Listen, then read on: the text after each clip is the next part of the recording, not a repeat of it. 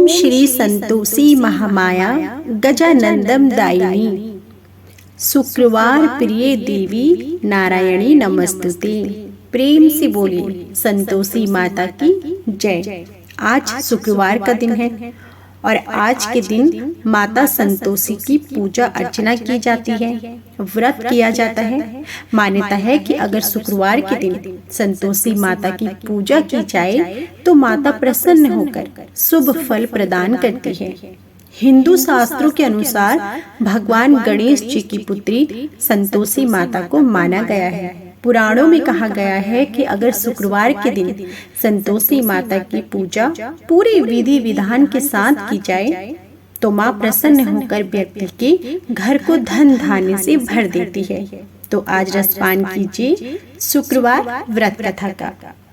बहुत समय पहले की बात है। एक बुढ़िया के 7 पुत्र थे। उनमें से 6 कमाते थे और एक नहीं कमाता था। बुढ़िया अपने 6 बेटों को प्रेम से खाना खिलाती और 7वें बेटे को बाद में उनकी थाली का बचा कुचा जूठन खिला देती थी। 7वें बेटे की पत्नी इस बात से बड़ी दुखी थी क्योंकि वह बहुत भोला था और ऐसी बातों पर ध्यान नहीं देता था।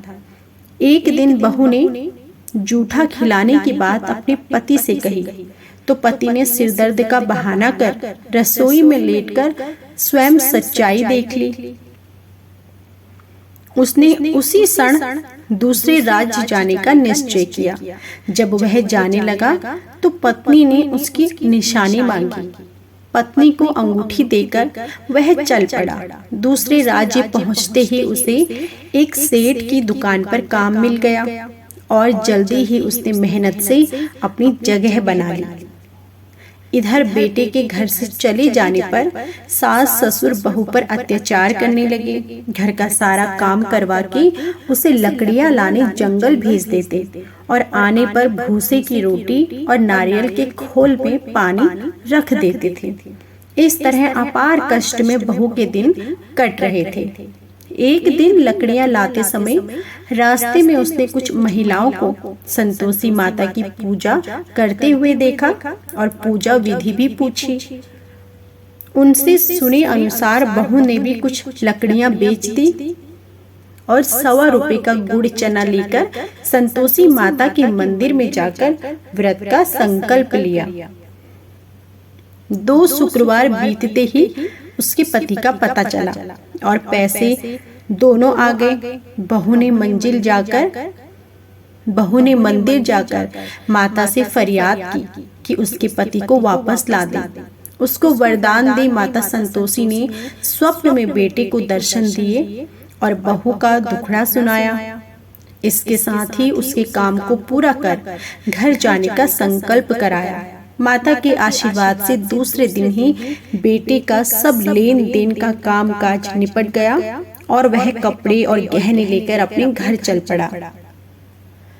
वहाँ बहू रोज लकड़ियां बीनकर माता जी के मंदिर में दर्शन कर अपने सुख दुख कहा करती थी। एक दिन माता ने उसे ज्ञान दिया कि आज तेरा पति लौटने वाला है, तू नदी किनारे थोड़ी लकड़ियां रख दे और देर से घर जाकर आंगन से ही आवाज लगाना कि सासू माँ लकड़ियां ले लो और भूसे की रोटी दे दो, नारियल के खोल में पानी दे दो।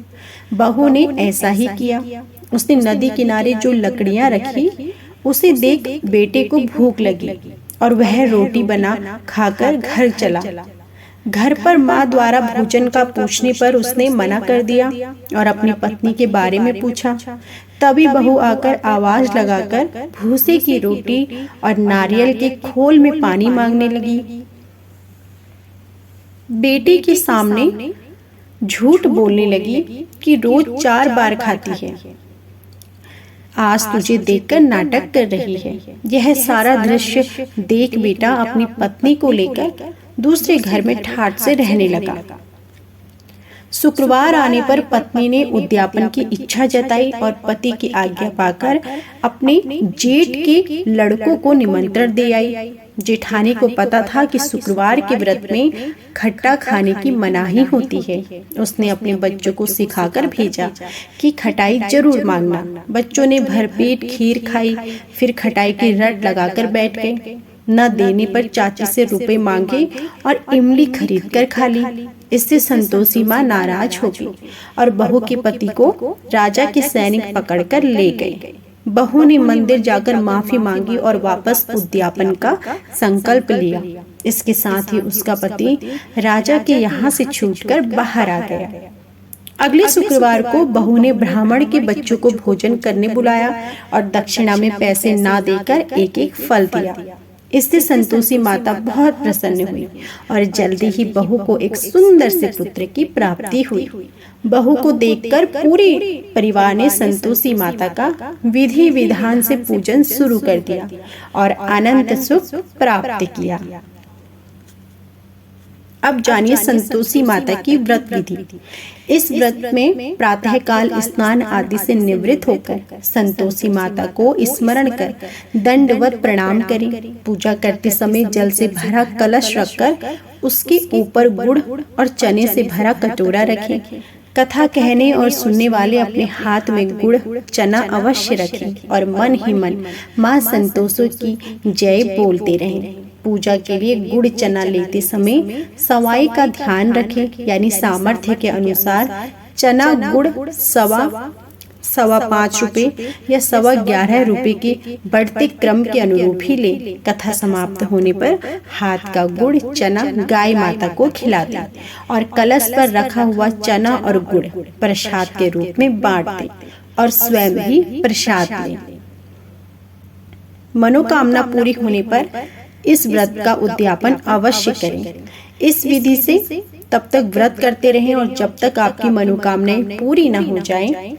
मनोकामनाएं पूरी होने पर उद्यापन अवश्य करें। उद्यापन के दिन 2.5 सेर खाजा, मोयनदार पूरी, खीर, चने की सब्जी नैवेद्य रखें। घी का दीपक जलाकर संतोषी माता की कथा कहें, जय जयकार लगाएं, नारियल फोड़ें। इस दिन घर में कोई भी खटाई ना खाएं, ना ही किसी को कुछ भी खट्टा दें। इस दिन 8 लड़कों को भोजन कराएं। लड़के अपने कुटुंब के हो तो और भी अच्छा हो, ना हो तो कोई नहीं, आप ब्राह्मण बालकों को, रिश्तेदारों को, पड़ोसियों को भी बुला सकते हैं। भोजन करा के यथाशक्ति अपनी क्षमता के अनुसार दान दक्षिणा दें, जिसमें पैसे के स्थान पर यदि आप कोई फल दें तो और भी अच्छी बात है। इस तरह विधि पूर्वक पूजा और उद्यापन से घर में संतोषी माता की कृपा सदा बनी रहती है। तो यह थी संपूर्ण शुक्रवार व्रत कथा, संतोषी माता की कथा। उम्मीद है कि आपको हमारी यह कथा जरूर पसंद आई होगी। कथा पसंद आई हो तो प्लीज वीडियो को लाइक जरूर कीजिएगा। कमेंट बॉक्स में जय संतोषी माता जरूर लिखिएगा। जय संतोषी माता।